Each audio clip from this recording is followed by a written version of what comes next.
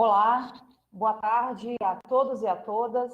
Eu sou a Lívia Gozer, eu sou membro da comissão organizadora e é uma honra preparar este evento com os meus colegas.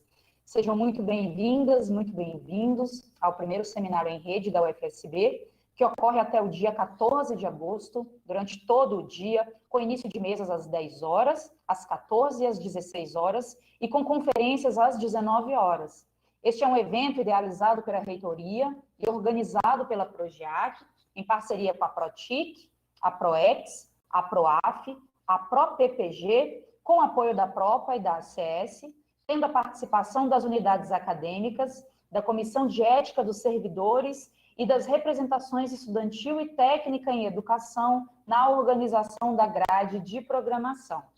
Iniciaremos em instantes a mesa das 2 horas da tarde, intitulada Tecnologias Sociais para o Fomento de Políticas Públicas, proposta pelo Centro de Formação em Políticas Públicas e Tecnologias Sociais, da UFSB. As pessoas que quiserem fazer perguntas devem fazê-lo através do chat do YouTube. Elas serão repassadas pela mediadora aos convidados ao final da mesa. Não esqueçam de assinar a lista de presença, a lista de frequência, cujo link vocês encontram ao final do chat no YouTube ou na descrição do vídeo no YouTube.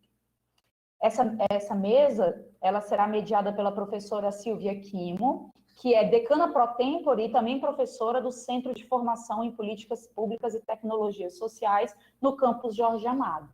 Eu passo agora a palavra para a professora Silvia, que fará a apresentação de todos os convidados dessa mesa. Um bom evento a todos.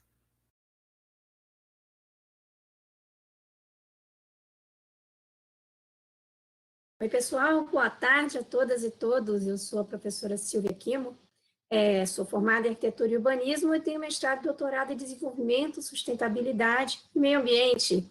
E hoje a gente tem como colegas nessa mesa redonda a professora Joseline Pipe, que é jornalista e também docente do Centro de Formação em Políticas Públicas e Tecnologias Sociais, professor Márcio Carvalho, nosso super cientista político, também docente do nosso centro, e o professor Rafa Guimarães, que é artista, mexe com teatro, é ativista, é psicólogo e está aí imbuído em um monte de atividades super legais. Bom, eu passo, então, a palavra inicial para o professor Márcio Carvalho, em que ele vai trabalhar justamente, falar um pouco da questão do que é uma política pública e como as tecnologias sociais são importantes para o fomento das políticas públicas, e apresentará o nosso curso Bacharelado em Políticas Públicas, que é um curso de segundo ciclo de formação. Na sequência, vamos com o professor Rafael Guimarães, que vai falar também dessa conexão e vai apresentar o nosso curso de segundo ciclo de formação, que é o Bacharelado em Produção Cultural, e, por fim, a nossa querida Josi também vai fazer essa articulação conceitual e vai apresentar o nosso curso de segundo ciclo de formação, que é o Bacharelado em Mídias e Tecnologias. Passo, então, a palavra para o nosso querido super cientista político, professor Márcio Carvalho.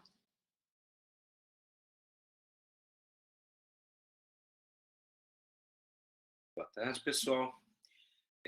Bom, eu queria agradecer a Progeac, a organização, na pessoa de Lívia, na pessoa de Ítalo, que está aqui pela Protic também,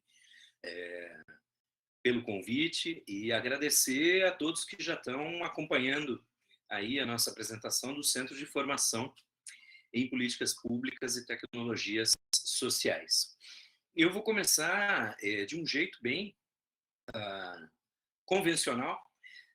Já que a gente vai falar em políticas públicas, primeiro a gente precisaria saber exatamente o que a gente está querendo dizer com políticas. O que é política, afinal? Eu vou fazer um apanhado muito breve, mas já vou fazer meu jabá aqui. Quem quiser saber mais, procura a minha página no YouTube, Carvalho Mave, Carvalho M-A-V, é o meu canal. E ali no canal você vai encontrar uma playlist que é o curso básico de política.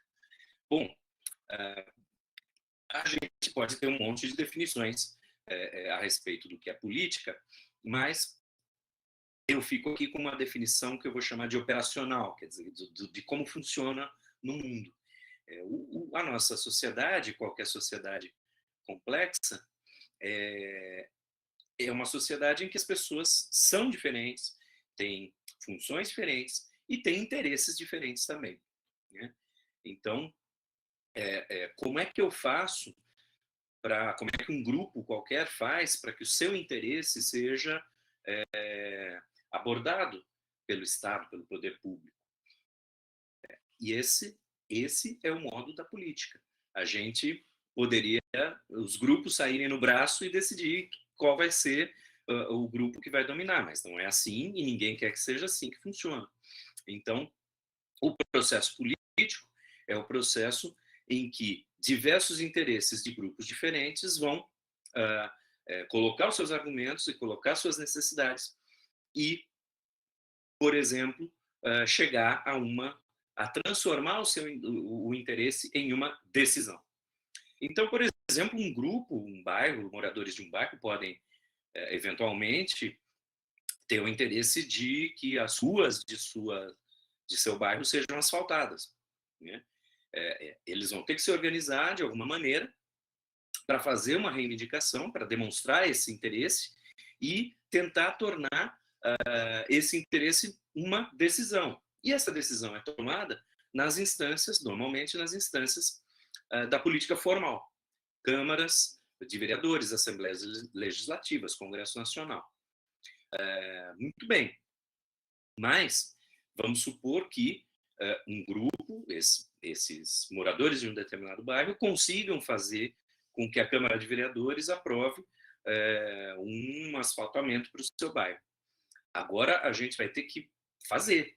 Alguém tem que botar para funcionar. Alguém tem que executar essa decisão.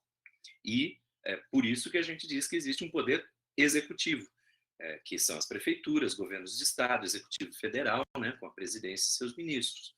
Esses vão executar as decisões que foram tomadas. Isso é uma política pública. A execução de uma decisão tomada na política formal e que vai abordar o interesse de um determinado coletivo. Tá? Bem resumidamente, e é uma das milhares de definições que a gente pode ter para a política. Pois bem, agora, a política pública pode ser implementada, e aí eu faço um pequeno desvio para tentar capturar um pouco o que a gente quer dizer com tecnologia social. Então, eu vou dar um exemplo aqui. Esgotamento sanitário. Um determinado conjunto de habitantes de uma cidade, de um município, deseja receber esgotamento sanitário nas suas casas. Na tecnologia convencional, a gente pensaria em passar um cano de esgoto e ter uma estação depois de tratamento, etc. Porém, se a gente pensar, por exemplo, em áreas rurais mais distantes, talvez haja outras opções que sejam mais baratas, mais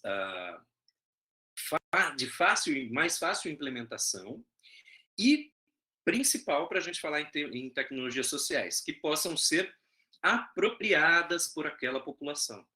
Então, outro dia eu estava ouvindo um podcast, o Anticast, com um especialista em saneamento básico da UFBA, professor Moraes, e ele dizia o seguinte, que a gente tem um certo fetiche no caso de esgotamento sanitário, por essa coisa dos canos. Tem que ter 100% de esgotamento sanitário. E às vezes é impossível. E às vezes você tem soluções nas zonas rurais que são muito mais simples de implementar, de serem implementadas, e que podem ser reaplicadas pela própria população, muitas vezes criadas pela própria população local. Tá? Então, quando a gente está falando em tecnologias sociais, e aqui eu faço um aviso, a gente pensa, quando fala em tecnologia, normalmente pensa em alta tecnologia, esse computador, esse celular, né? Algo muito avançado. Tecnologia, uma barra de ferro é tecnologia, um pedaço de madeira é tecnologia se você estiver usando esse pedaço de madeira para fazer algo a mais que o seu corpo não conseguiria fazer. E quando a gente pensa em tecnologias sociais, nós estamos pensando em essas extensões, essa tecnologia gerada por uma população, ou se não gerada, pelo menos gerida por uma população, diretamente. Então, vou dar um outro exemplo simples, que vi que Rodrigo Fonseca entrou aí, ele vai lembrar, quando a gente trabalhava na FINEP, Financiadora de Estudos e Projetos, existia uma rede de tecnologias sociais, né? E ali tinha um dos membros ali era a articulação do semiárido, e a gente tinha um projeto que se chamava 1 milhão de cisternas. A ideia era que o abastecimento de água nos locais de difícil acesso, de difícil dificuldade de ter acesso à água, que as populações locais aprendessem e desenvolvessem fazer cisternas e fossem explicar, fossem compartilhar, perdão, com as comunidades vizinhas. Então, a ideia era que a gente pudesse ter uma replicação dessa tecnologia de maneira independente, ou relativamente independente, de precisar o Estado chegar até aquele lugar remoto, distante. Tá? Então, grosso modo, talvez a principal diferença entre uma tecnologia convencional e uma tecnologia social é que a tecnologia social pode ser apropriada pela população e pode ser reaplicada. E aí eu não digo replicada, uso reaplicar, porque uma população de uma determinada região pode ter acesso a determinados insumos e outra população a outros insumos. Então, um local pode ser rico em um determinado tipo de solo que permita fazer argila, fazer tijolos artesanais, enquanto que em outra região pode ter uma geografia que tenha rochas que permita utilizar de maneira diferente. Então, a ideia não é que a tecnologia social seja copiada de um lugar para o outro, mas que ela seja adaptada pelas populações. Bom, então eu vou voltar, fiz essa diferenciação. A gente vai pensar numa política pública, pensar em qual é a tecnologia que vai ser utilizada, qual é o padrão tecnológico que vai ser utilizado, já tem um impacto imediato no que seria a primeira fase de uma política pública, que é a sua formulação, ou pelo menos a primeira fase após a decisão nas instâncias formais, que é a sua formulação. Quer dizer, eu não vou para aquela população que eu dei o exemplo no começo, que quer asfaltar as ruas do seu bairro, a Assembleia Legislativa deu ok, a Prefeitura não vai simplesmente chegar no dia seguinte lá e começar a asfaltar. É necessário ter um planejamento. Como é que eu faço esse trabalho? Tem alguma coisa prévia, né? Eu preciso aplainar o solo, eu preciso criar as calçadas, o passeio público, eu preciso pensar em o que tem embaixo. Tem uma série de pontos prévios que têm que ser levantados. Esse é o momento da formulação de uma política pública. Também tomando o exemplo do saneamento básico, o município vai ter inicialmente que criar um plano municipal de saneamento básico. É só colocar cano embaixo do chão? Não. Eu tenho que pensar pelo menos em 4 dimensões que se ramificam em uma série de questões necessárias. Abastecimento de água, como vai se dar o abastecimento de água, como vai ser a coleta de esgoto, como vai ser a coleta de resíduos sólidos e como vai ser o manejo de águas pluviais. Grosso modo, como vai ser a drenagem urbana. Então, eu tenho que ter todo um planejamento, toda uma formulação da política pública antes que ela possa ser implementada. o segundo momento é exatamente esse de implementação, de execução. E envolve uma série de outras questões, porque a gente está falando de dinheiro público.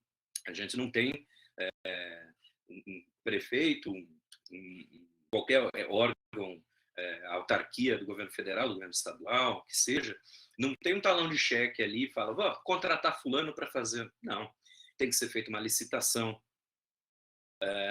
tem que ser feito, após as licitações, as contratações, a construção, a execução propriamente dita. Tudo isso está numa fase de implementação. Agora, beleza, nós conseguimos fazer uma rede de esgoto, conseguimos fazer um abastecimento de água para uma determinada população. Agora, essa água está boa? Essa água tem qualidade? Eu pergunto isso porque nas políticas públicas tem uma fase seguinte que muitas vezes é negligenciada, deixada de lado, que é o acompanhamento da política pública, que é a avaliação da política pública. E essa avaliação, aí a gente vai se aproximando aqui do que a gente quer falar sobre o nosso curso, envolve a criação de indicadores. Então, o que quer dizer isso? Você vai lá na sua conta de água, na parte de trás, tem ali um nível de acidez permitido, entre X e Y, não lembro qual é o número, e o valor real do lado. Então, essa política pública de abastecimento de água pode ser acompanhada por você, usuário. Você pode pegar sua conta d'água e ver, poxa, a água que está sendo fornecida para mim está com a acidez dentro dos limites, está com uma turbidez dentro dos limites, mas pode eventualmente estar com algum indicador fora dos limites. Isso permite que a gente atue de uma maneira até retroalimentando a formulação. Então, eu preciso fazer o acompanhamento das políticas públicas para, inclusive, para saber não só se a implementação foi boa, mas também para planejar os próximos passos, voltar para o momento de formulação mais uma vez. Tá? Então, a gente está nesse ponto. Política pública é uma decisão política para implementar o interesse de um conjunto de pessoas e ela passa pelas fases de formulação, implementação e acompanhamento. Esse acompanhamento normalmente é feito com a criação de indicadores. Certamente vocês já ouviram falar do Índice de Desenvolvimento Humano, o IDH. É um índice que foi criado já há alguns anos, e a grande vantagem dele é que ele pode ser usado comparativamente, porque em vários países do mundo, em vários municípios de vários países do mundo, ele é utilizado de maneira mais ou menos constante, mais ou menos comum, o que permite que a gente compare municípios em termos do seu desenvolvimento humano, que em tese refletiria uma qualidade de vida para os seus habitantes, em tese. A gente já vai falar rapidinho sobre isso.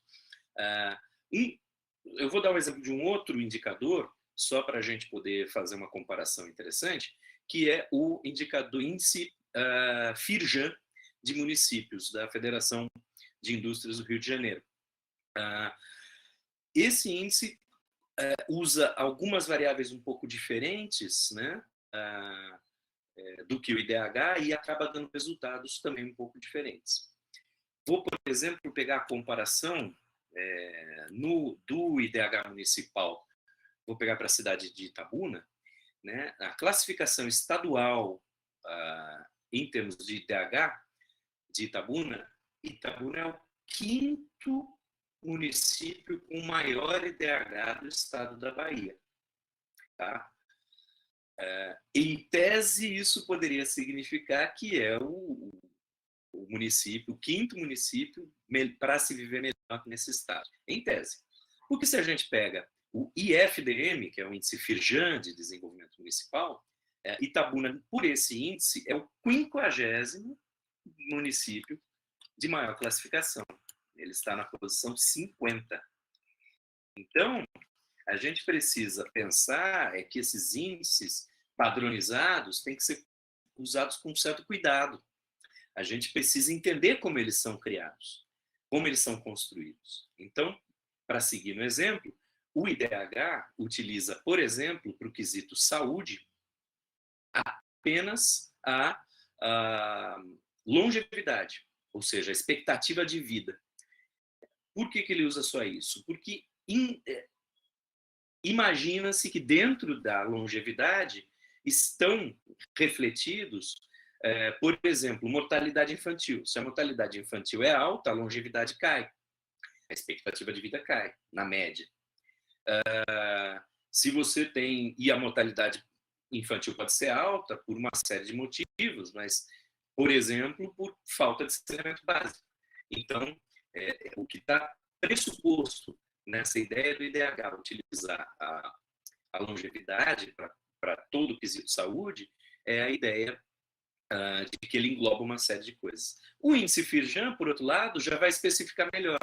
Ele vai, na parte de saúde, ver quantos leitos tem disponíveis no município, se o percentual de pré-natais que é feito no município, etc, etc.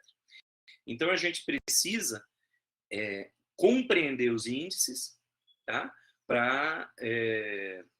Compreender os índices para poder entender o que eles querem fazer e para poder acompanhar a política pública da melhor maneira possível.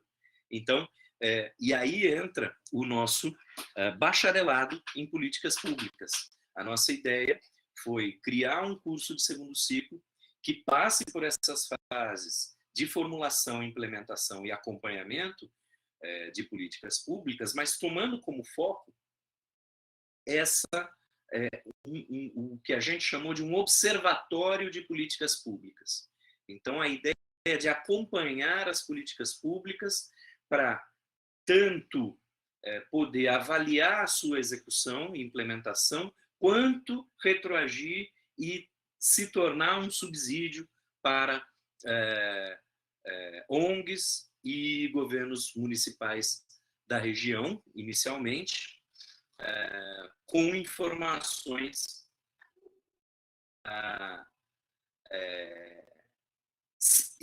especializadas ou informações mais concretas a respeito do funcionamento das políticas públicas.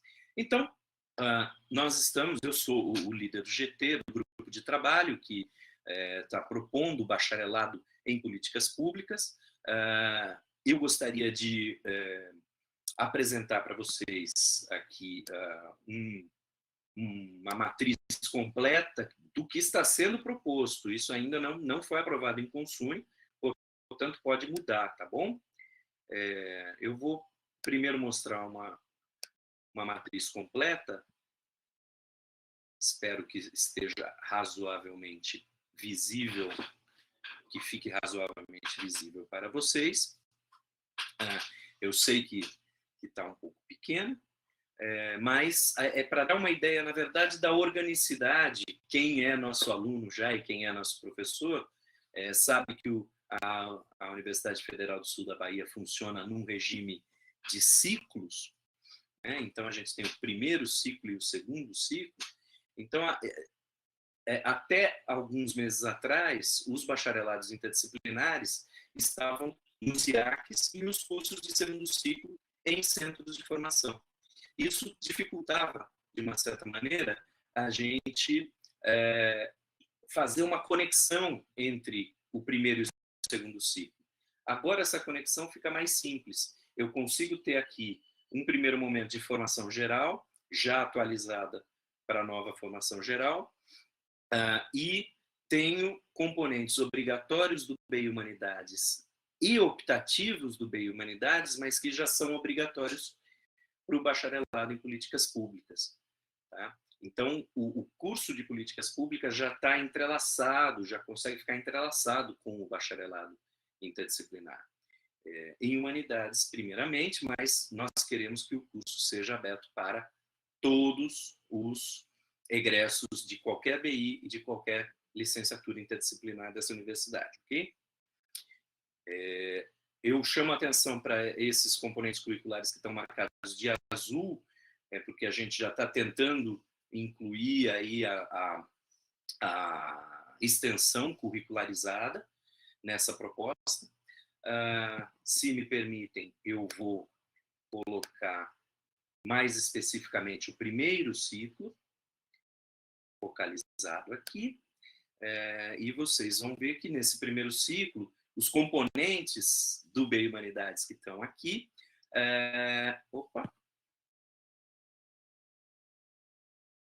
acabei colocando errado aqui. Desculpa. Tá. Eu acho que eu coloquei uma apresentação errada, mas não tem problema. Esse aqui é o segundo ciclo. O primeiro ciclo vai ter uma série de componentes que são comuns com outros cursos do bacharelado em Humanidades e dos segundos ciclos que saem do bacharelado em Humanidades. Então, toda aquela área de concentração que servia para a migração para o direito, que serve para a migração para o direito, aqui são componentes optativos do BI Humanidades, são componentes obrigatórios do BPP, mas, mais uma vez, nós não queremos, no processo seletivo para segundo ciclo, colocar impedimentos. Eu gostaria a gente está ainda discutindo isso, né, até junto à Progeac, mas a ideia é que alunos de todos os bacharelados e licenciaturas possam acessar o BPP, Bacharelado em Políticas Públicas, além de componentes como ciência política, teoria do Estado, economia política, política nacional de meio ambiente, etc. Aqui eu mostro para vocês o segundo ciclo. Os cursos estando encaixados e o estudante tendo feito todos os componentes já no primeiro ciclo, já visando o segundo ciclo em políticas públicas ou mesmo em direito, que são os componentes bastante comuns, então um estudante que tenha uma trajetória bastante disciplinada consegue terminar os dois cursos, BI Humanidades e BPP, em 13 quadrimestres, em 4 anos e um quadrimestre, o que é bastante interessante. Se vocês olharem aqui para o segundo ciclo, o que a gente tem são componentes como instituições políticas no Brasil, teoria de políticas públicas, Estado e desenvolvimento econômico no Brasil, direito do Estado, tem 2 direitos do Estado, um constitucional e outro mais voltados para a administração pública, e, finalmente, o que eu acho que é o diferencial desse curso, que são esses Observatório de Políticas Públicas 1 e 2, que são componentes que já são pensados para serem extensionistas, quer dizer, a gente vai para o mundo real, a gente sai da universidade e vai avaliar como estão funcionando as políticas públicas nos municípios da região. Eu imagino que, como todos os alunos vão passar pelo observatório, eu imagino que todos os alunos vão, ou uma boa parte dos alunos vão usar essa experiência na extensão como seu trabalho de conclusão de curso, o que é exatamente o que a gente quer que seja o famoso tripé da universidade, que ele seja a integração entre ensino, pesquisa e extensão, e não apenas cumprir essas 3 etapas, mas integrá-las. E a nossa ideia é essa, que o ensino esteja preparando o estudante para que ele vá olhar para a realidade por meio do Observatório de Políticas Públicas, olhar e intervir, se possível, e que isso resulte em projetos de pesquisa codificados em trabalhos de conclusão de curso e, é claro, futuros projetos para pós-graduação, que algum dia espero que a gente tenha. Como notas específicas, esse projeto passou já por diversos pareceristas, e uma parecerista sugeriu a criação de um componente sobre políticas públicas e setor privado, tá? Porque a gente hoje tem uma série de instrumentos em que o Estado se relaciona com o setor privado, parcerias público-privado, OS, etc., que a gente, nosso egresso em políticas públicas tem que entender, tem que conhecer, tá? Mas a gente tem também uma ênfase, se vocês olharem aqui embaixo, movimentos sociais e terceiro setor e conflitos sociais e políticas públicas, tá? Também a gente recebeu eu vi que a professora Keila está aqui do lado, ela foi responsável, ela com o professor Givanildo foram responsáveis por um dos pareceres que o nosso projeto pedagógico de curso passou, e a sugestão dela, que eu achei ótima e vamos tentar implementar com a ajuda de docentes que sejam da área, é a ideia de abordar em um componente ou em alguns componentes a questão do racismo estrutural que está e como ele influencia as políticas públicas também. Eu vou ficando por aqui, deixa eu ver se faltou falar alguma coisa, acho que não. Vou ficando por aqui, agradeço a presença de vocês mais uma vez, a paciência, e estou aqui à disposição para responder as suas perguntas. Muito obrigado.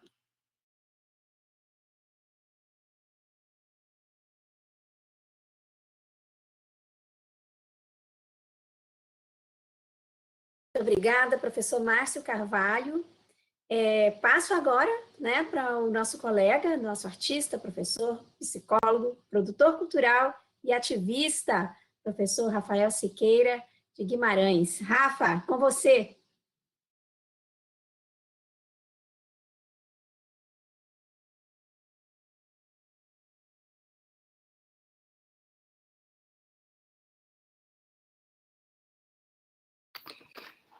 Boa tarde a todas, todos, todes. Muito obrigado, Silvia, pelo convite. Obrigado, Márcio, Joseline, por compartilharem essa mesa comigo. Lívia, Ítalo, pelo processo aí de organização, né? É sempre um desafio, né? A gente fazer eventos dessa maneira. E estamos aí, né? Bom, eu sou Rafael, eu sou o presidente da comissão, né, de criação do curso do bacharelado em produção cultural. Acho que seria bom retirar o arquivo. Eu não sei se está aparecendo lá. Isso, agora sou eu. E então,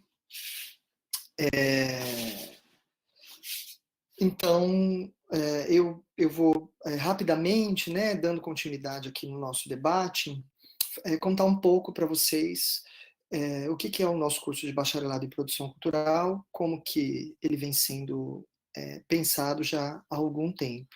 Né? Acho que é importante a gente historicizar que talvez esse seja o único, ou talvez um dos únicos cursos que envolveu diretamente uma participação mais comunitária na sua formatação, né?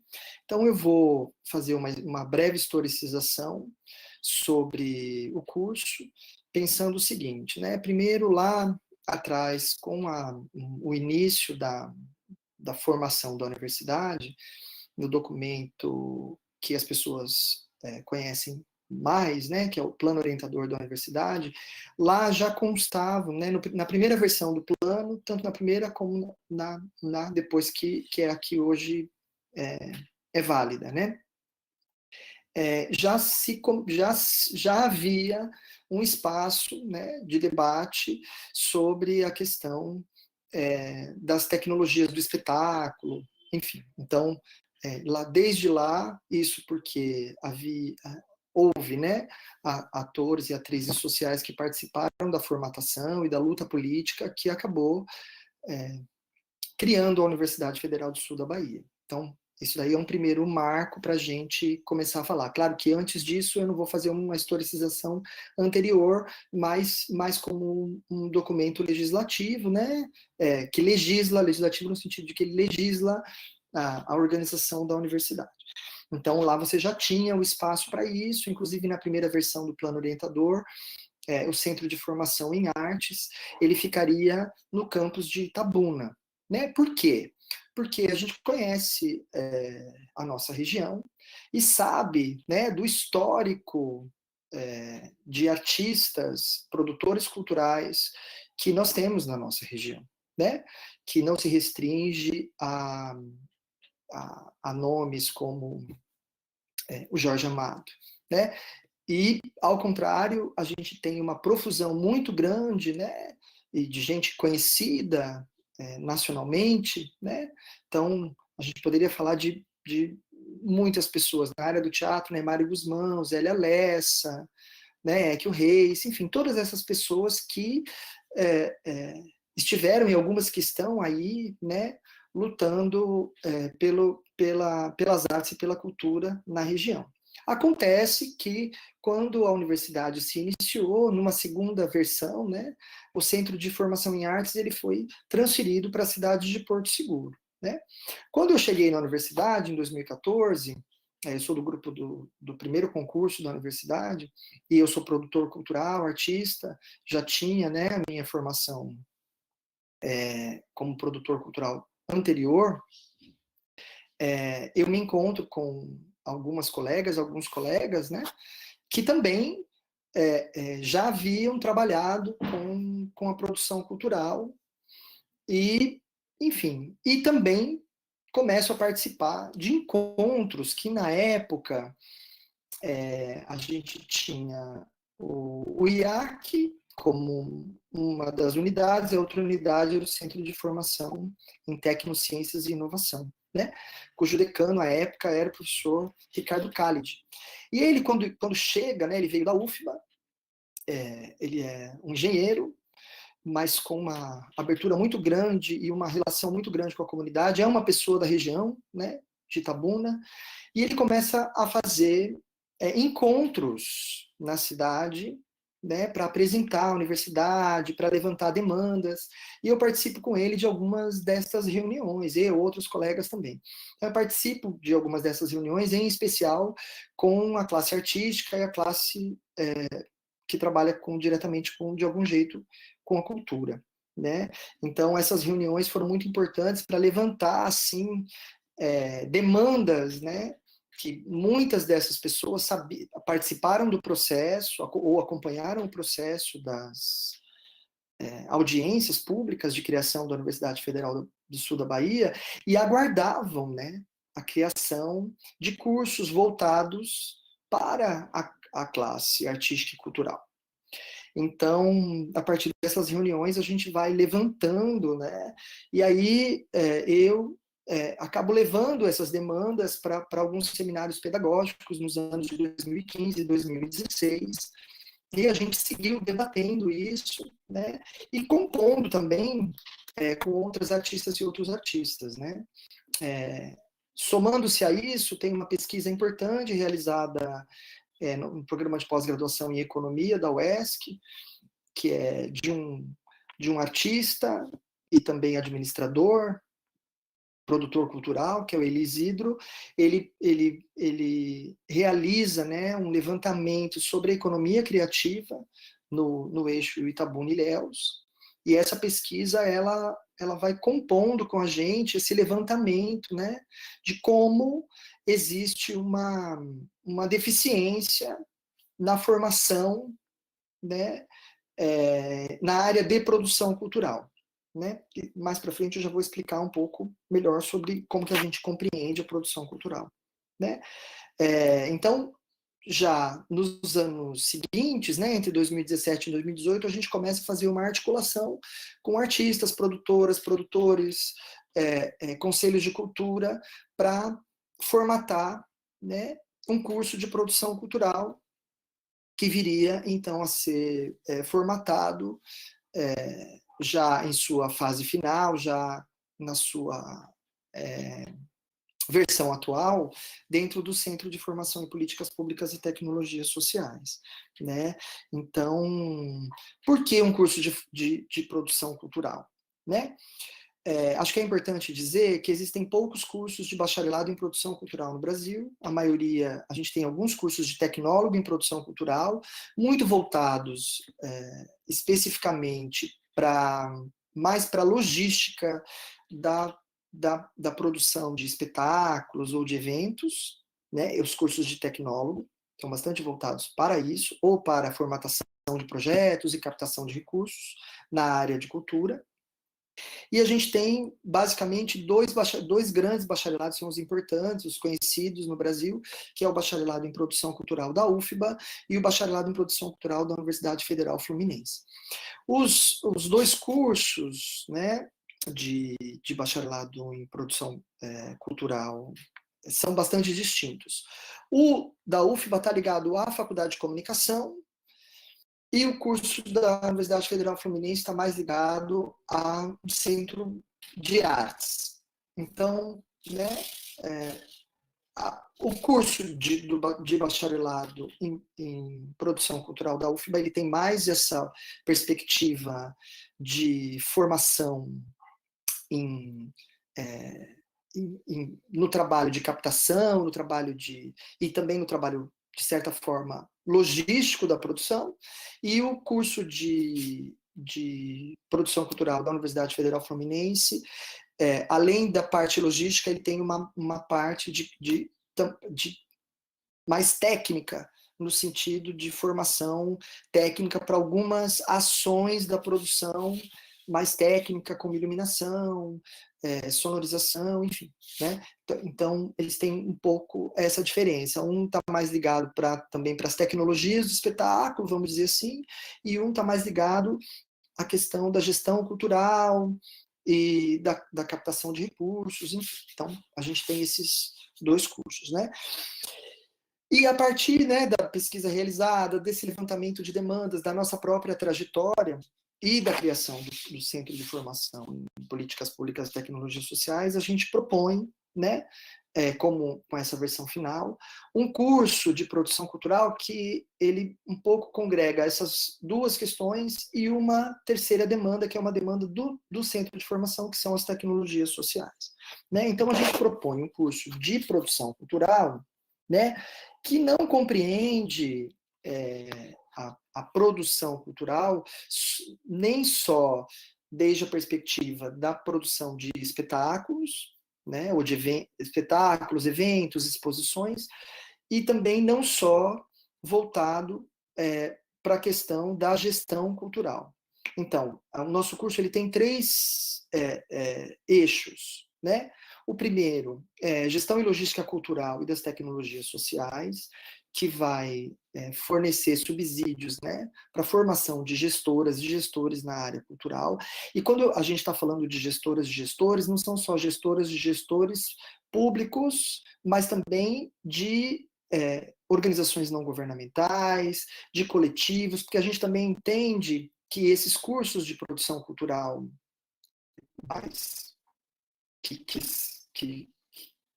que existem no Brasil, eles não englobam, né, as comunidades de cultura tradicionais, e o nosso curso tem esse viés. Então, a formação de gestão e logística cultural não é só do gestor público ou da gestora pública na área de cultura, né? A produção cultural e tecnologias do espetáculo, que vai entender também mesmo as tecnologias do espetáculo, não só a partir das linguagens tradicionais, né, música, dança, teatro, mas também envolvendo a capoeira, os espaços, né, os múltiplos espaços de cultura, que também exigem a construção e a organização de técnicas e de logísticas específicas para a sua realização. E um terceiro eixo que diferencia muito dos demais cursos também, que aí se conectam com os outros dois, que é o desenvolvimento de tecnologias sociais. Então, a gente também entende a produção cultural, né, a cultura, como uma tecnologia que se coloca nesse mundo a fim de intervir, né, na política, né? Não só na política do ponto de vista da gestão pública, mas também na política cotidiana, quer dizer, no movimento social que isso promove, né? Então, o curso, ele, assim como o Márcio já explicou, ele tem um conjunto, né, de componentes curriculares que são obrigatórios, tem um conjunto de componentes curriculares optativos, que podem ser cursados no primeiro ciclo, de uma maneira um pouco distinta do bacharelado em políticas públicas. O nosso curso, a entrada nele, né, de estudantes que venham do primeiro ciclo, ela é bastante aberta, né? Então, a gente tem um conjunto de componentes que são de vários cursos diferentes, que podem ser cursados e que vão compor o curso, uma formação mais generalista, vamos dizer assim, do curso de produção cultural, né? O mais, vamos dizer, o mais grosso do ponto de vista dos nossos eixos específicos de trabalho da produção cultural, né? A gestão, a produção e tecnologias dos espetáculos e o desenvolvimento de tecnologias sociais, eles estão especificamente no curso de segundo ciclo. Então, a gente acompanha uma formação mais generalista que pode ser feita por estudantes de qualquer um dos cursos de primeiro ciclo, né? E que também pode ser feita por uma entrada direta, que vai também compor a partir de componentes optativos, por um conjunto de componentes obrigatórios e optativos das formações gerais de qualquer um dos cursos. Então, tem um número de componentes que o estudante tem que fazer, mas que ele pode ter feito em qualquer um dos cursos. A gente tem uma lista bastante grande que eles podem ser escolhidos para que nós compreendemos, como comissão, que darão uma formação generalista. Um entendimento sobre cultura, um reconhecimento da região, uma formação mais geral sobre as artes e a cultura da região, uma compreensão mais ampla sobre o que é cultura, o que é gestão e tudo mais. Então, são um conjunto, né, de componentes que ele pode cursar de maneira bastante livre antes, né, tendo feito qualquer bacharelado ou qualquer licenciatura. Então, qualquer estudante vindo de qualquer primeiro ciclo pode ingressar no curso de bacharelado em produção cultural, e nós entendemos que ele tendo feito essa formação generalista, a gente vai ter um estudante que vai ter uma compreensão mais geral e vai poder trabalhar, né, a partir desses 3 eixos que eu falei para vocês, né? O curso, ele tem uma parte, né, importante dele, que é necessariamente o estudante, tendo uma vivência artístico-cultural ou não, vai participar de um estágio supervisionado. Então, são 400 horas de estágio supervisionado, né, em que será supervisionado, então, por uma professora, um professor do curso de bacharelado em produção cultural, né, junto a instituições que trabalhem com arte ou cultura, que a gente tenha realizado convênio, né? Então, acho que isso é uma coisa importante. A mesma coisa, a gente também tem um trabalho de conclusão de curso, que pode ser tanto uma pesquisa científica sobre produção cultural, como também o desenvolvimento de uma tecnologia, ou a realização de uma prática de produção cultural, né? Em suas mais variadas possibilidades, né? Então, acho que isso é uma coisa importante do curso. Uma outra questão é que a gente vai ter, né, com as novas instalações da universidade, espaços e laboratórios para poder desenvolver o curso. Então, espaço para poder vivenciar as questões técnicas também, né? Porque assim, um profissional da produção cultural, ele não é exatamente um iluminador, por exemplo, né? Mas ele vai ter nessa formação uma base sobre iluminação. Por quê? Quem trabalha com produção sabe como que é. Você tem a pessoa que cria a luz, o técnico que vai operar a luz, e o produtor vai precisar comprar os equipamentos, alugar os equipamentos, precisa ter uma noção básica do que funciona, do que pode ser substituído, como é que a gente faz um orçamento sobre isso. Então, tudo isso, né, falando de iluminação, mas em relação à sonoplastia, em relação a cenário, figurino, essas coisas todas, né? E aí, especificamente para cada, né, iluminação para desfile de moda é diferente de uma iluminação para teatro. Enfim, e aí essas coisas todas vão compor, né? Um pouco de design gráfico, um pouco de computação, e aí a gente também vai dialogar, né, com o curso de mídia e tecnologias, vai dialogar com o curso de políticas públicas, então também a gente vai ter essa troca, né, de saberes formativos, né? A própria formatação de orçamento, então todas essas coisas, né, a gente tem condições, né, físicas, enfim, para, especialmente porque a gente, eu contei toda essa história, mas já no final, antes da proposição final do curso, a gente teve apoio de muitas e muitos artistas da região, de gente da cultura, de gente das comunidades da região, né? Então, eu falo que o nosso curso teve uma participação comunitária bastante grande, inclusive na assinatura, né, de moções a favor da criação desse curso.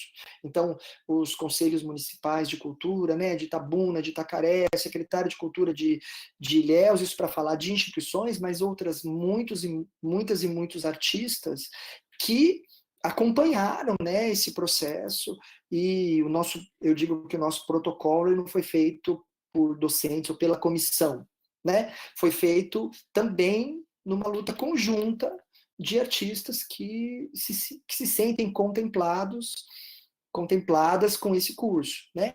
Que vai, segundo a pesquisa que o Eli faz em 2016 e também sobre o que a gente acompanha, porque conhece a produção local, ainda, né, nós somos uma região que ainda acessa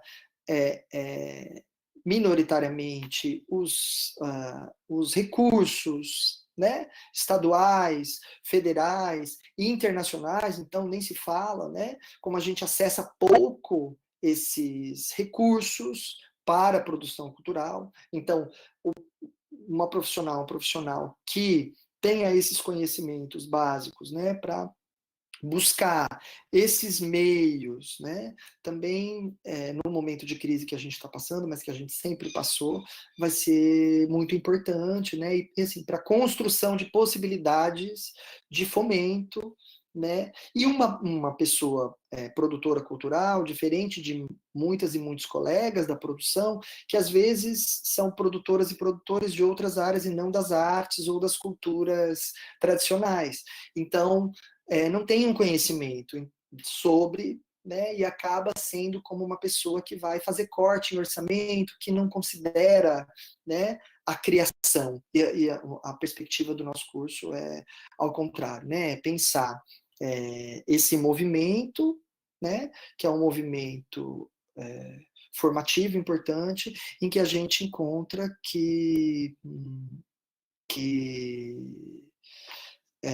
vai ser um profissional bastante importante para a nossa região, né? Tendo em vista como a gente tem uma produção artístico-cultural bastante potente e que pode, né, alçar muitos voos a partir disso, né? Só para fechar também, a ideia é que a gente crie posteriormente, com a estabilização do curso, que a gente passe a criar uma empresa júnior ou uma incubadora de coletivos de produção cultural, né? Então, para que a gente possa construir uma rede colaborativa de produção também, né? Aqui na nossa região. Então, isso é bastante importante, né?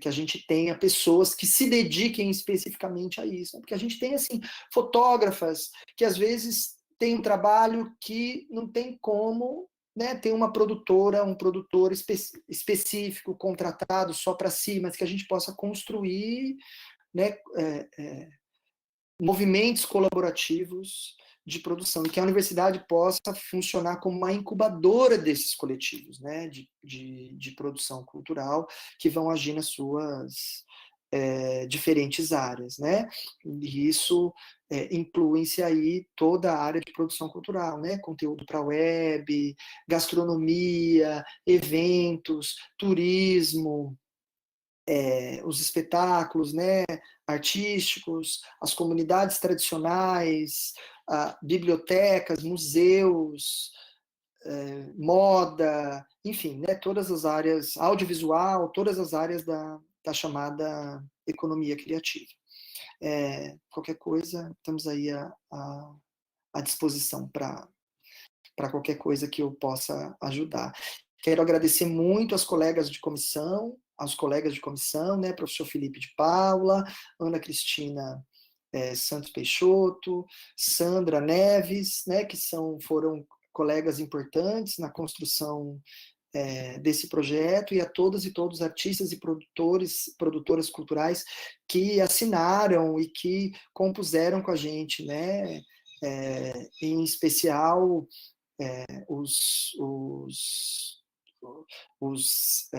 conselhos de cultura, né, de Itabuna, na figura da Bruna 70, e de Itacaré, de Ronara Crioula, e outras, todas as outras, não vai dar para citar todo mundo, mas só lembrando os conselhos. E outros artistas importantes que construíram com a gente esse processo. Muito obrigado.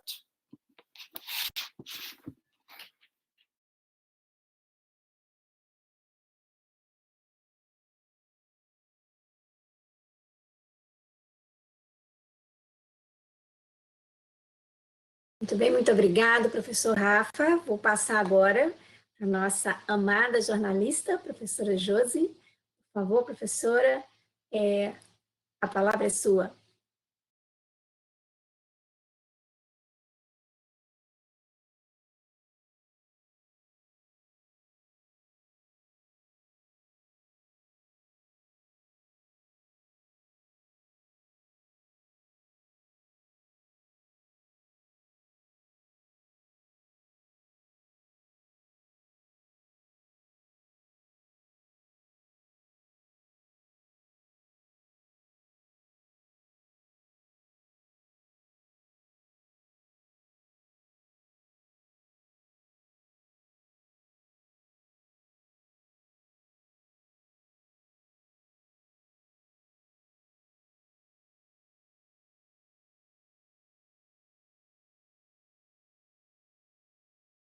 Só vamos aguardar só um minutinho, que a Josi já está voltando.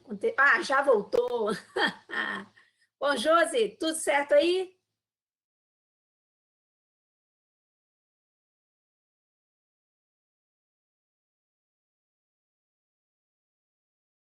Está se ambientando. Pronto, está chegando.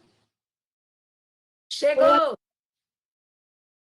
Desculpe que a pecinha aqui atrás da tela, enfim, né?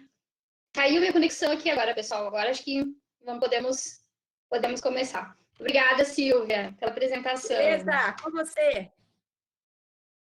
Bom, então, boa tarde, pessoal. Meu nome é Joseline.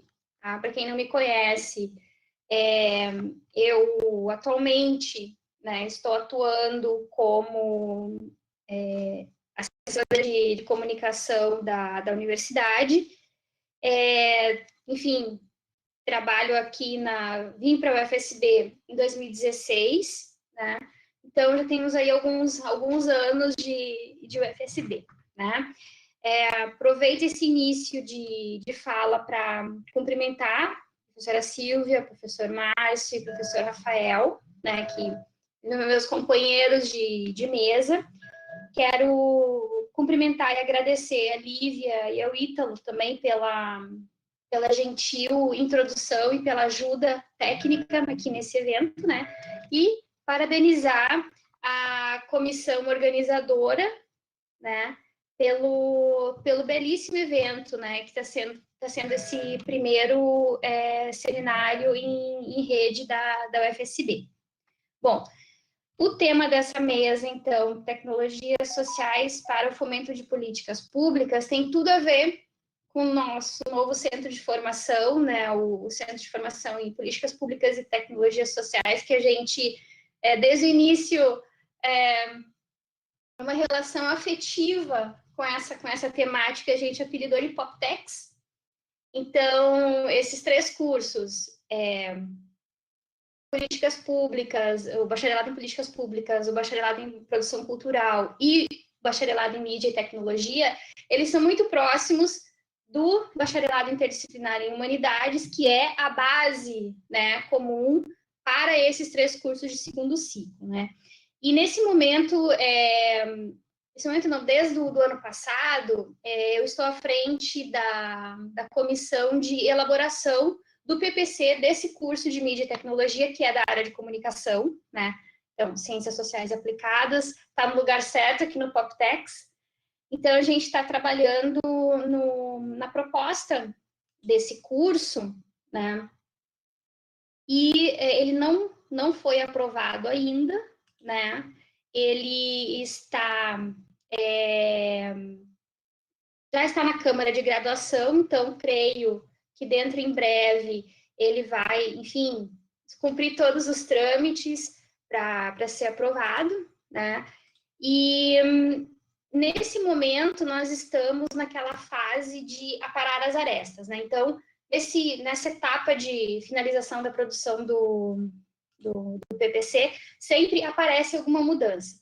Eu trouxe aqui, eu estou, enfim, colocando em tela para vocês algumas informações a respeito do curso, tá? E deixa eu ver se está aparecendo aqui.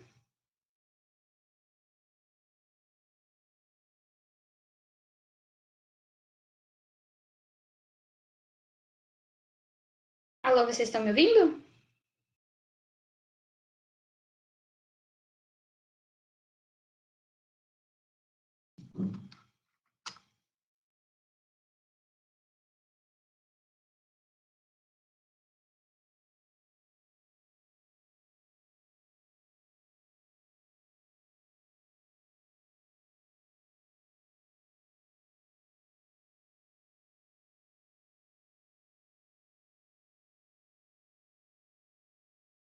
Ótimo, então já é aquela coisa, a gente está com 1000 telas aqui, né? Eu estou com uma conferência aqui na RNP aberta, ao lado tem uma abinha do YouTube para a gente ver como é que está funcionando. Então, acho que vocês já estão conseguindo ver a apresentação, né? Acompanhar. Então, na fala do professor Márcio, ele explicou de forma magistral, né, a relação entre políticas públicas e tecnologias sociais. O professor Rafael também, dentro da área explicando, né, os porquês do curso de produção cultural, também apontou essas relações.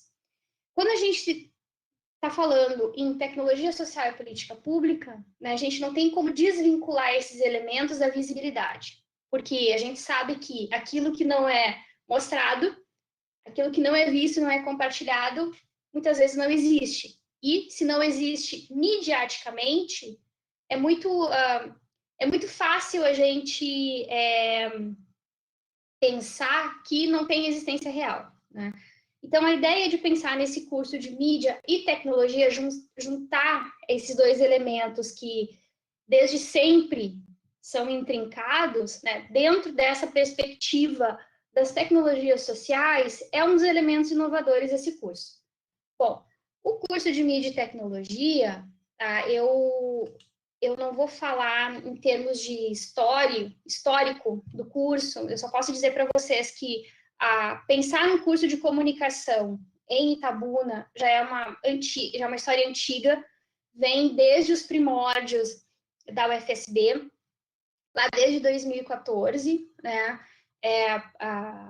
Enfim, vários professores que fazem parte, inclusive, da nossa comissão propositora, que estavam desde o início da universidade, e eles sempre tiveram essa ideia de trazer um curso de comunicação aqui para Itabuna, porque aqui é um espaço onde prolifera, né? A mídia prolifera.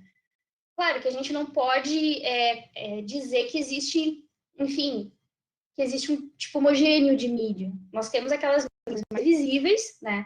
Pensando mídia como não apenas o conjunto dos meios de comunicação, mas também dos dispositivos utilizados para dar a conhecer, para noticiar, para informar, né? E essa região aqui do sul da Bahia, especialmente Itabuna e Ilhéus, tem uma história de imprensa, né, que é a primeira coisa que a gente vê, quando a palavra mídia vem à mente, que salta aos olhos e à memória, jornal, rádio e televisão, e agora, final dos anos 90 para cá, internet, né?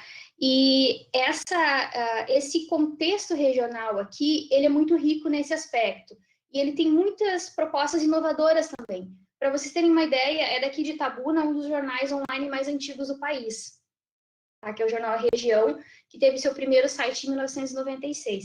Então, vocês imaginem, foi no início da da internet de 1.0 ainda, né? Então, quem trabalhou na proposição desse curso aqui no Poptex? Eu, professora Célia, professora Cíntia, os professores Fábio e Felipe, e nós contamos também com a participação, com a ajuda extremamente rica da Lívia, né, que nos ajudou muito também na organização desse PPC e pensar essa estrutura realmente conectada, né, com região, proposta da UFSB e curso de comunicação. Bom, quando a gente pensa, né, em mídia e tecnologia, a gente pensa, primeiro, meios de comunicação, né, esse conjunto de meios de comunicação, que podem ser esses meios tradicionais, também os alternativos, e a grande sacada do mídia e tecnologia é justamente pensar no desenvolvimento de novas mídias. Aí que entra esse enfoque mais tecnológico do curso, que nós, enfim, não temos aparece em cursos de comunicação de outras universidades, mas não dessa forma, né? Como nós estamos num campus no qual nós temos tem um centro de formação de tecnociências e inovação, né, que é onde vai se centrar as tecnologias, né? A tecnologia no sentido de aparatos mesmo, né? Conhecimento a respeito, né, do desenvolvimento da tecnologia, a parte mais hardware da coisa, né? E nós pensamos em fazer, então, uma junção que fosse viável, né, e que viesse ao encontro também do mercado de trabalho da região. Fazendo uma rodada, especialmente em Itabuna, em Ilhéus, né, já que o curso vai se localizar aqui em Itabuna, nós percebemos, assim, a demanda para esse tipo para a formação de um bacharel em mídia e tecnologia. Só que talvez ela não esteja muito aparente ou muito visível nesse primeiro momento, porque quando a gente fala em novas tecnologias, em novas mídias, né, em novas tecnologias de comunicação, especialmente veículos, né, redes sociais, novos usos de redes sociais, isso é tudo muito recente, então não deu tempo de assentar ainda, sedimentar ainda essa área, é tudo muito novo. E nessa pegada, então, nós resolvemos fazer essa junção entre mídia e tecnologia, né? Então, eu trouxe algumas informações aqui básicas do curso, né, só para dar mais ou menos uma ideia de como é que vai funcionar. A carga horária total vai ficar em torno de 3.400 horas, tá? O tempo mínimo é de 11 quadrimestres e o máximo para a integralização são 16 quadrimestres. Nós temos estágio, sim, né? Por enquanto ele é obrigatório, embora nós estejamos, enquanto comissão propositiva, refletindo um pouquinho melhor a respeito disso, né? São 40 vagas e vai ser ofertado, logicamente, no nosso queridíssimo e badalado Poptex. Então, qual é que é o perfil do ingressante? Como se trata de comunicação, e comunicação é algo que permeia todas as áreas, comunicação ela está em todos os lugares, ela tem que ser compreendida como algo que é comum a todos, né? Então, a partir desse princípio, nós compreendemos, enquanto comissão propositiva do curso, que os nossos estudantes, esse curso pode ser aberto para qualquer área. Então, nós concluímos que, se os estudantes finalizaram algum BI ou alguma ELI na UFSB, ele está apto a ingressar nesse curso de segundo ciclo, porque ele já tem a base. E veja, depois eu vou mostrar no outro slide ali, as conexões que nós fizemos de componentes curriculares de diferentes cursos, tanto da ELI quanto dos bacharelados. Então, está uma matriz curricular bastante heterogênea, né? E de acordo com a proposta do curso, que é justamente fazer essa junção, né? Usar esse conhecimento que está aí, usar não seria bem esse termo, mas trabalhar com recursos humanos e recursos de infraestrutura que nós já temos na universidade, né? Então, como é que a gente pensa esse curso? Primeiro, a gente parte da ideia de comunicação, né? Porque nós temos... vou voltar um pouquinho o tempo para explicar um pouquinho essa relação entre comunicação, mídia e habilitações, tá? O curso de comunicação, desde a década de 60, que é quando ele começa efetivamente no Brasil, né? Começa basicamente a partir da existência de cursos de jornalismo, que foram os mais antigos da área. Ele, durante um tempo, ele vai se sedimentar como uma área maciça, comunicação, de onde você pode sair ou jornalista, ou publicitário, ou relações públicas, ou rádio, TV, ou cinema, né? Que seriam as habilitações. Então, você entra numa área comum e você se espalha, você vai seguir para a área que você quer, né? Dependendo, enfim, do que você quer fazer com a sua vida, né? Ok, isso deu conta de um mercado não apenas de um mercado, mas de um pensamento em comunicação no Brasil que, para a década de 70, para a década de 80, até meados da década de 90, meados da década de 90, beleza, é isso aí mesmo. Só que, em meados dos anos 90, a evolução, e aí entra a tecnologia massiva, né? A popularização das tecnologias de comunicação, a criação de novos veículos, de novos meios, né? A partir principalmente dos anos 2000 para cá, mais intensivamente de 2005 para cá, então se criou a necessidade de um novo profissional. E muitos dos cursos de comunicação não estavam preparados para oferecer esse novo profissional para o mercado de trabalho, né? E porque esse profissional, ou ele estava encarcerado na habilitação, eu digo encarcerado não no sentido pejorativo, mas como caixinha epistemológica mesmo, né? Então, se ele tinha o conhecimento aprofundado numa área, não necessariamente significava que ele saberia transitar pelas outras.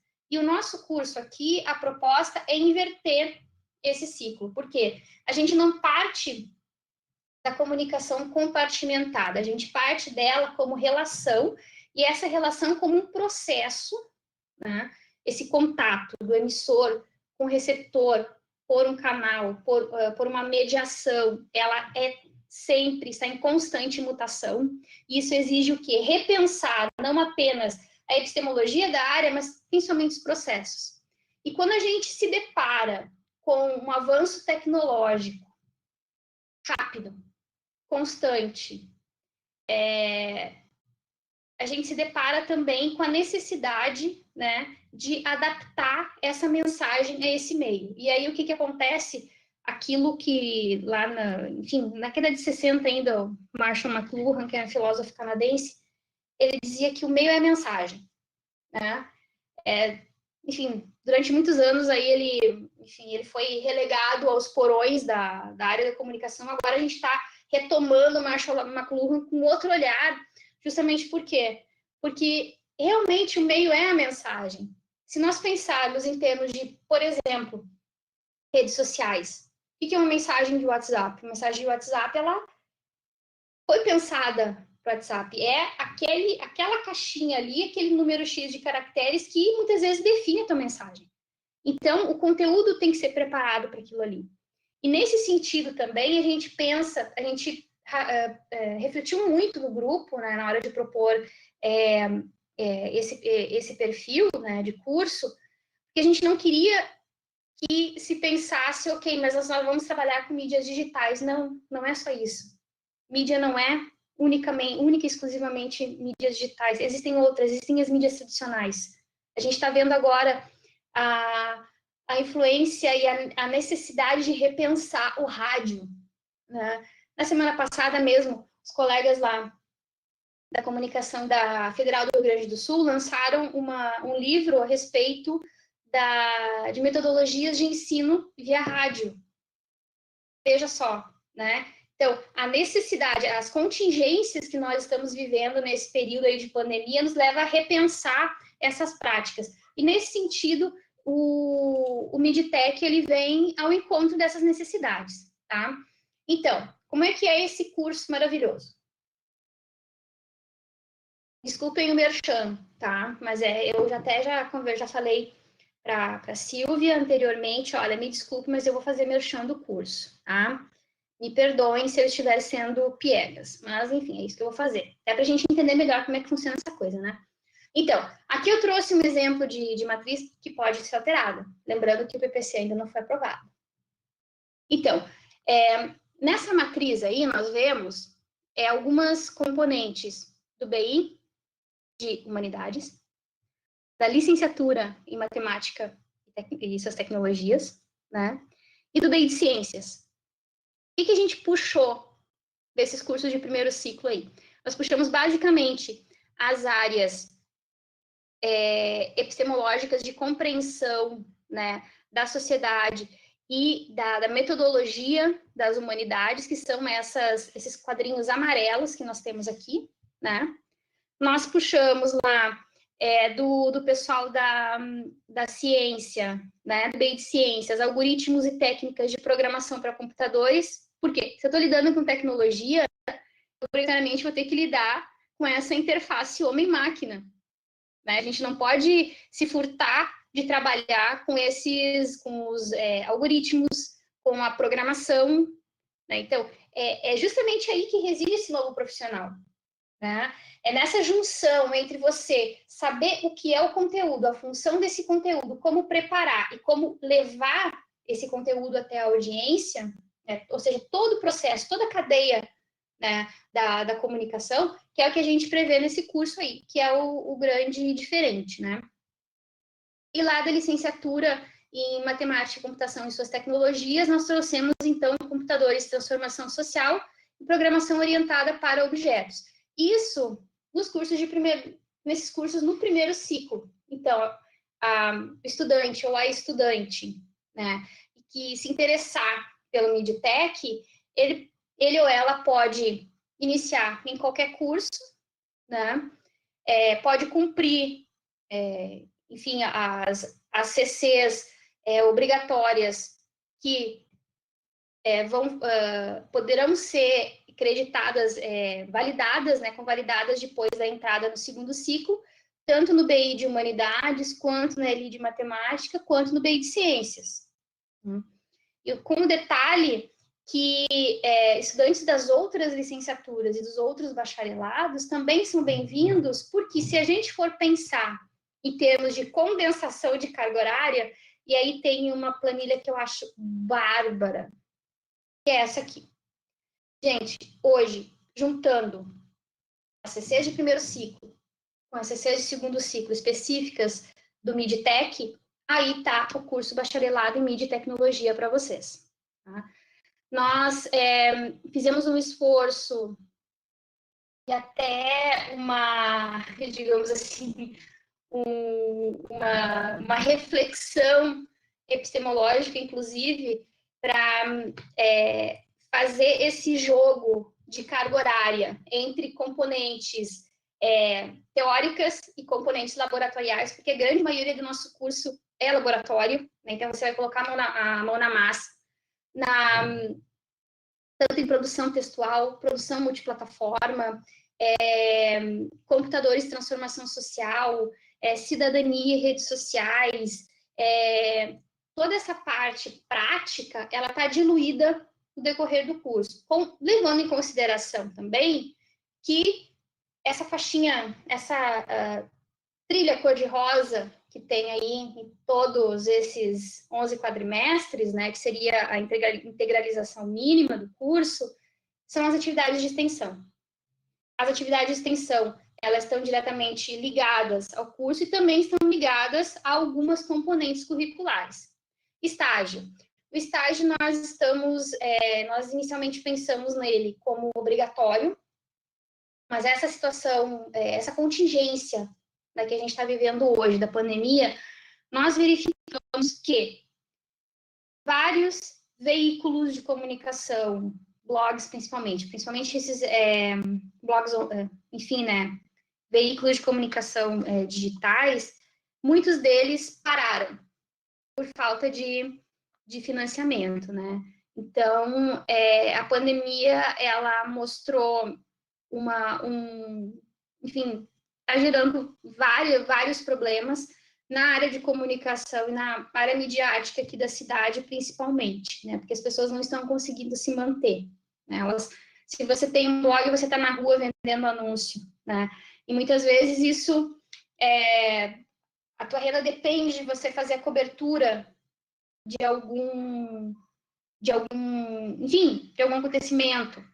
Muitas vezes você não pode, porque você não pode estar na rua, você tem que se preservar, né? Então, são várias coisas que nós estamos colocando na balança para repensar. Mas se nós não repensarmos agora, na próxima, enfim, depois de formada, de graduada, a primeira turma, a gente volta a refletir melhor a respeito disso, né?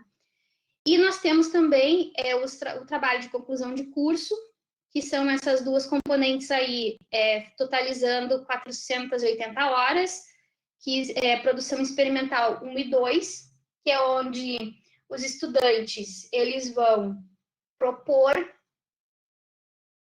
algo, né? Propor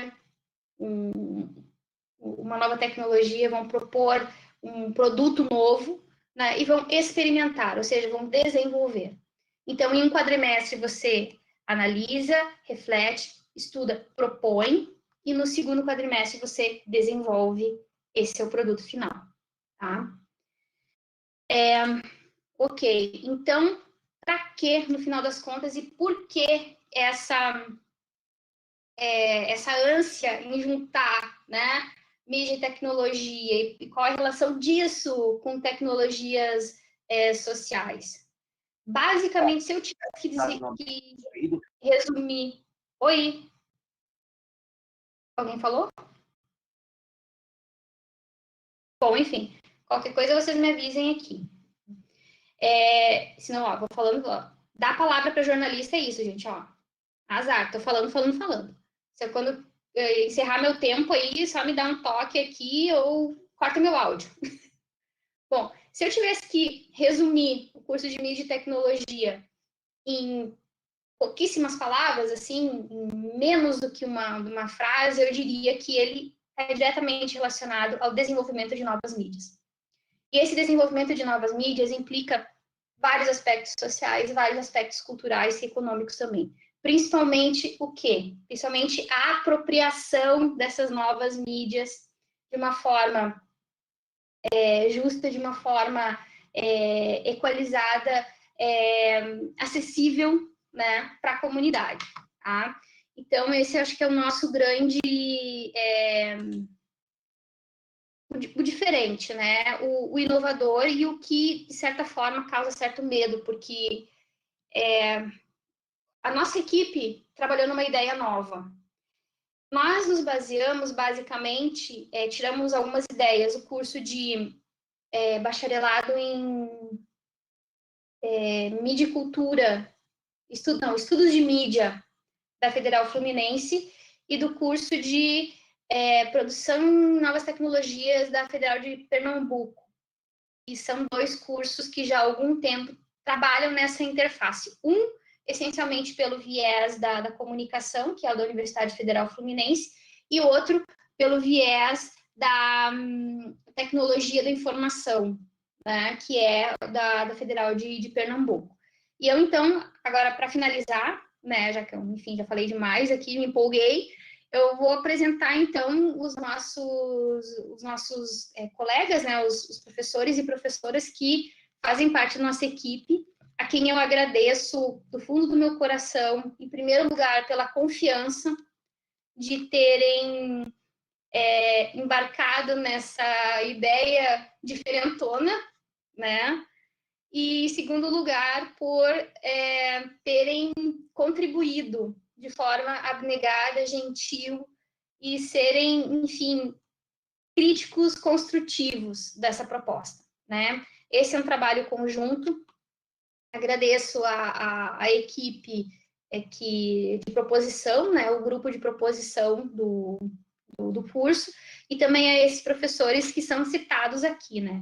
Eu coloquei rapidamente aqui os nomes e as áreas, para a gente ter mais ou menos uma ideia, né, de como, por onde que nós vamos circular, como é que esse curso vai acontecer, né? Então, aqui nós temos a professora Célia Regina da Silva, a professora Cíntia de Cássia Santos Parra, o professor Ed Carlos Gonçalves dos Santos, que é o nosso colega de TI, né, Ciência da Computação, lá do CFTCI, que gostou da ideia e, enfim, é o nosso parceiro aqui no MID de Tecnologia, vai trabalhar com Big Data, algoritmo, programação de computadores.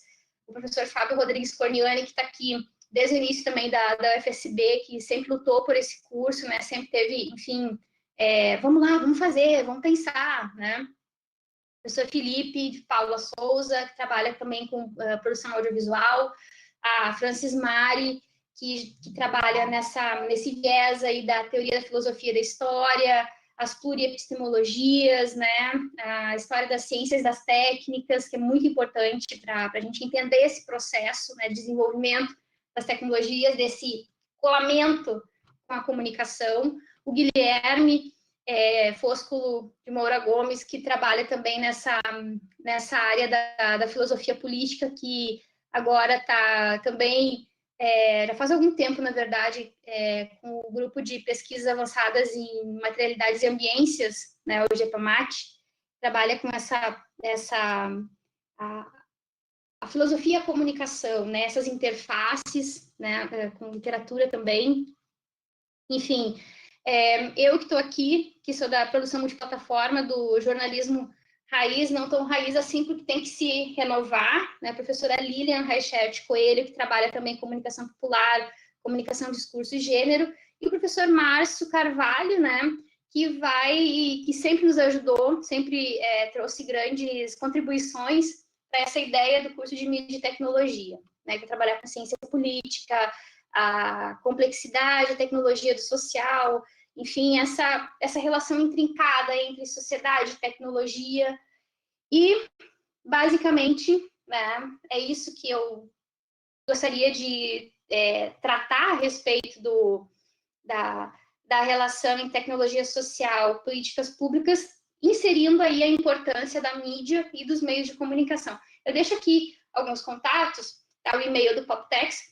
Nós, do MID de Tecnologia, como a gente ainda não existe, a gente não tem e-mail, né? Mas vocês podem, se tiverem alguma pergunta, enfim, alguma consideração, vocês podem enviar esses comentários para o Poptex ou para mim mesma, que, enfim, a gente, dentro do possível, procura responder as dúvidas. Tá bom? Agradeço muito a atenção e agora acho que eu vou chamar a Silvia de novo, né?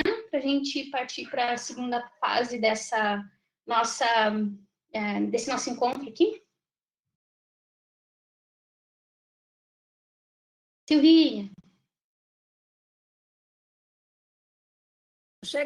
Cheguei. Bom, gente, muito obrigada, Josi, pela apresentação maravilhosa desse curso espetacular, que estamos ansiosíssimos para que comece.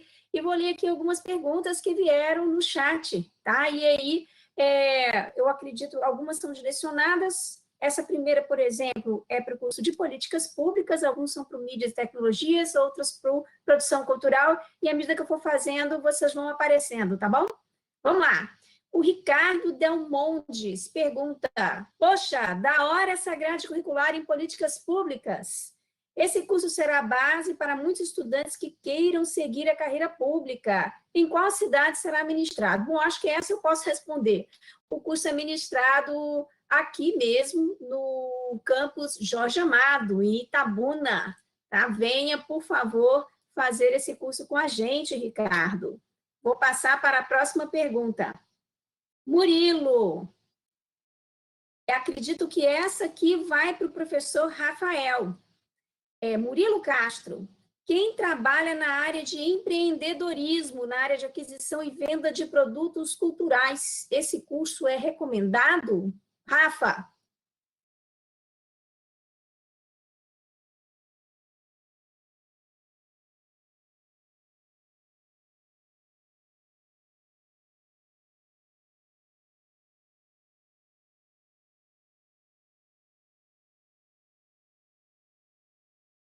Oi, Murilo. Obrigado, Joseline, também pela apresentação. Muito bom. Murilo, assim, quem tem interesse ou trabalha, né, de algum modo relacionado à produção cultural, é um curso indicado, né? O curso ele tem uma perspectiva de formação, né, básica para as distintas áreas de cultura e sim, né, então ele tem tanto uma formação voltada, por exemplo, de como organizar um produto cultural, fazer o marketing do produto cultural, como também para as questões específicas de logística, para planejamento, para captação de recursos nacionais, internacionais, né, para construção de tecnologias culturais, né? Então, é um curso super indicado, sim. Acho que ele vai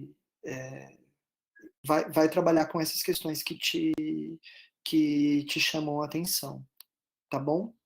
E uma coisa que eu não falei, que eu acho que depois teve até uma pergunta sobre isso, mas uma coisa que eu acabei não falando é o seguinte: a gente falou da passagem do primeiro para o segundo ciclo, mas a gente também já considerou na nossa formulação do projeto pedagógico também a entrada direta. Né? Então, acho que isso vale para todos os cursos. Né? Acho que foi importante, a gente acabou não falando disso, a gente acabou falando muito dessa passagem de quem já está na universidade e vai ingressar, passar do primeiro para o segundo ciclo. Né? Já existe um processo em andamento dos cursos já entrarem na próxima migração. Acho que isso é importante falar também. E a posição da comissão, acho que a posição do centro de formação também em relação ao bacharelado de produção cultural é que a gente sim tem entrada direta, né? E que esses componentes, que são os componentes do primeiro ciclo de formação mais generalista, possam ser tanto aproveitados de outras graduações que a pessoa já tenha feito, como também podem ser cursados concomitantemente, né? Então, acho que isso foi uma coisa que eu acabei não falando. Beleza, valeu, Rafa. O Lúcio Felipe, com as novas instalações do campus, que ainda não sabemos quando, e com o PPC ainda sujeito a alterações de Videoconsune, a implementação destes cursos demandaria quanto tempo? Bom, essa informação eu posso passar rapidamente. Nós já temos o curso do Bacharelado em Políticas Públicas e Bacharelado em Produção Cultural recém-aprovados na Câmara de Graduação, e agora eles seguem para o Consune para aprovação. O curso do Bacharelado em Mídias e Tecnologias, ele está na Câmara de Graduação para análise, e assim que ele for aprovado, também segue para o Consune. Então, é mais ou menos isso que o Rafa pontuou, é rápido. A gente acredita que entre 2020.3 e 2021.1 já tenhamos esses cursos na estrada e já teremos nossas e nossos discentes. Vou ler a próxima pergunta. Perdi alguma? Não. Deixa eu ver. 4. Edmarley Santos. Esse curso será aberto ao SISU ou apenas fechado para concluinte do primeiro ciclo? Professor Márcio?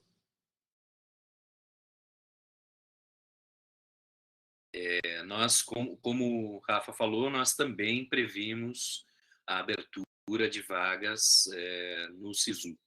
Tá? Esperamos que o curso esteja aprovado já para o processo seletivo para segundo ciclo, que ocorre esse ano.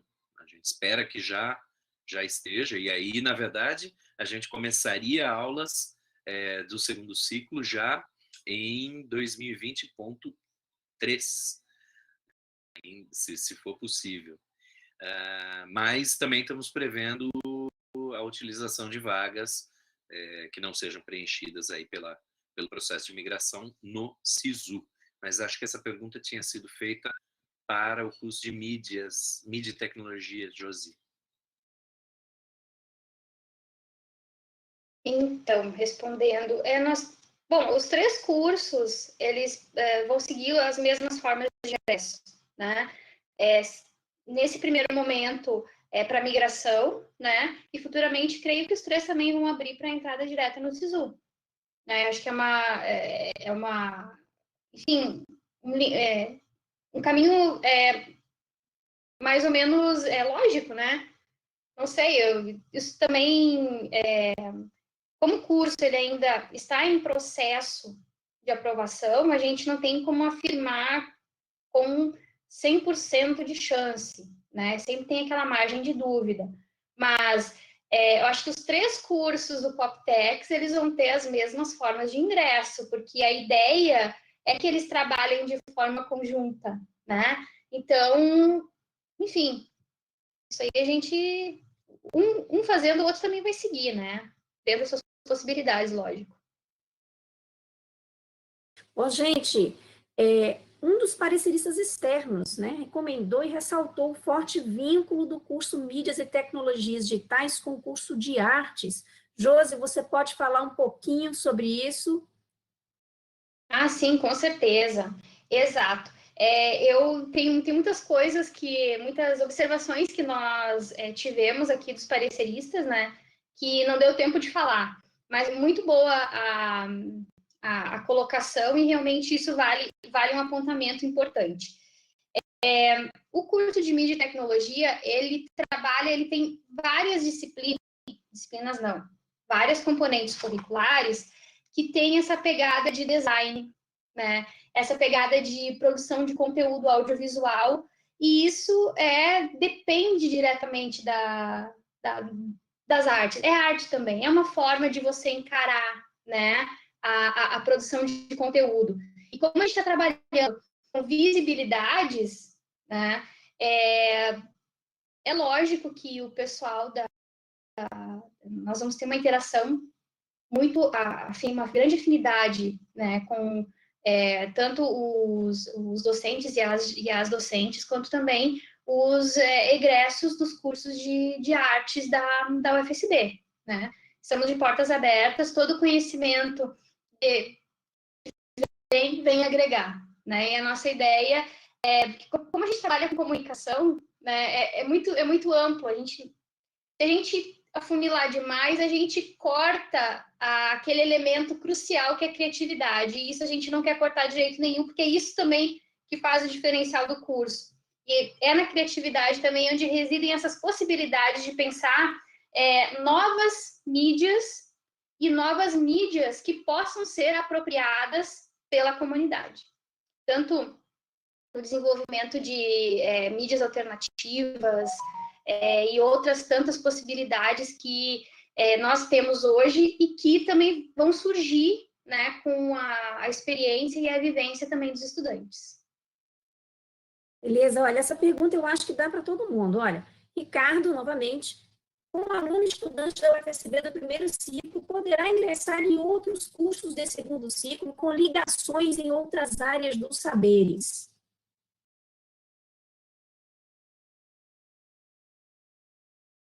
Posso começar? No nosso caso é um pouco mais específico.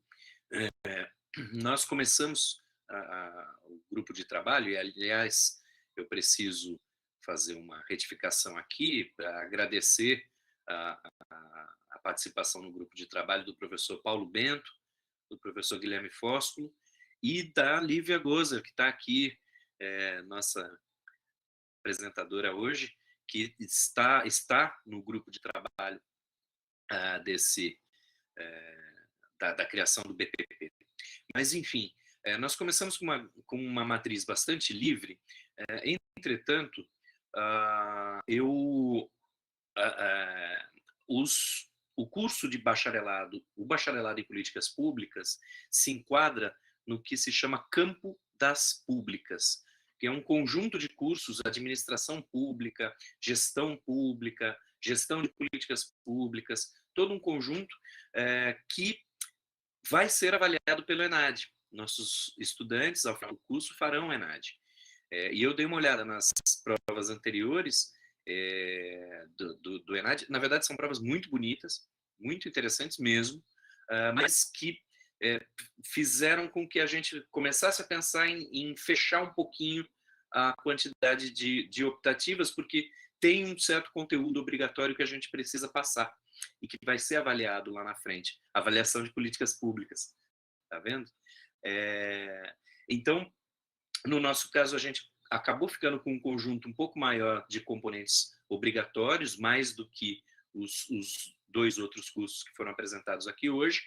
Porém, nós também não queremos fechar o acesso apenas a estudantes do UBI Humanidades. Então, o que cabe aqui é a sinceridade.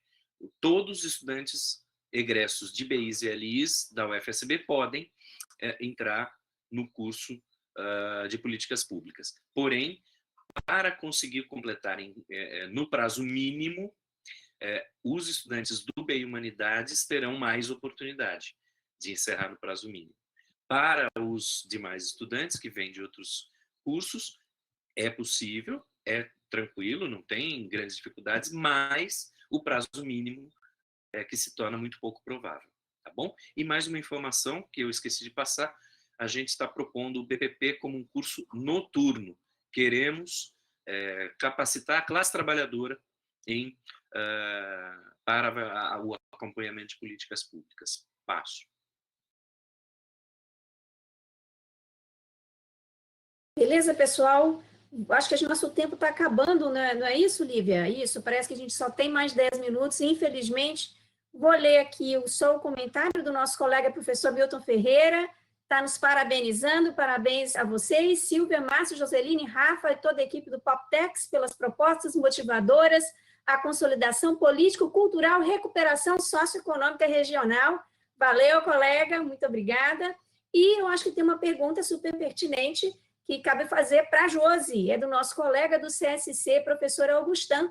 Quais serão as relações desse curso com o curso de jornalismo a ser aberto no Centro de Formação e Artes no campus Sosígenes Costa? Acho que dá tempo de responder rapidinho. Tá, obrigada pela pergunta, Augustin. Eu acho assim, os 3 campi vão ter, cada um deles, um curso de comunicação com diferentes campos de atuação. Eu acho que nós, enfim, a gente, se quiser, a gente faz chover. Né? A interação, eu acho que toda é possível, né? Porque nós temos aí os territórios sul e extremo sul da Bahia, que tem espaço de atuação para os estudantes em todas as áreas, né? Dessas áreas, falando especificamente, né, da comunicação. E, com certeza, nós podemos fazer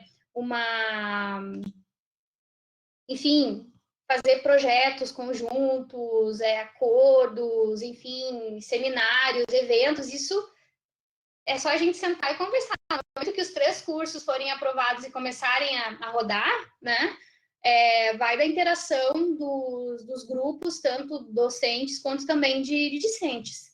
Até porque a ideia é que nós vamos ter produção desses estudantes, né? E essa produção também vai ter que ganhar a rua, vai ter que, enfim, ser enviada a eventos da área, a ser visibilizada em televisões públicas, em rádios educativas, e tudo isso a gente, com certeza, vai ter que trabalhar em conjunto. E, para isso, nós temos, né, o elemento central, que é o apoio institucional, né, e nós temos vontade de fazer. Então, é isso. Temos aí várias possibilidades. Ótimas possibilidades, para se dizer, né? Beleza. Gente, a gente está chegando ao fim, infelizmente. Foi uma mesa espetacular, maravilhosa. Eu espero que quem assistiu tenha gostado. Que dúvidas vocês podem entrar em contato diretamente com a professora Josi, o professor Márcio e o professor Rafa. Vou passar agora para a nossa queridíssima Lívia, para ela fazer o encerramento. Em nome da comissão organizadora, a gente agradece a professora Silvia Quimo e todos os nossos convidados do Centro de Formação em Políticas Públicas e Tecnologias Sociais.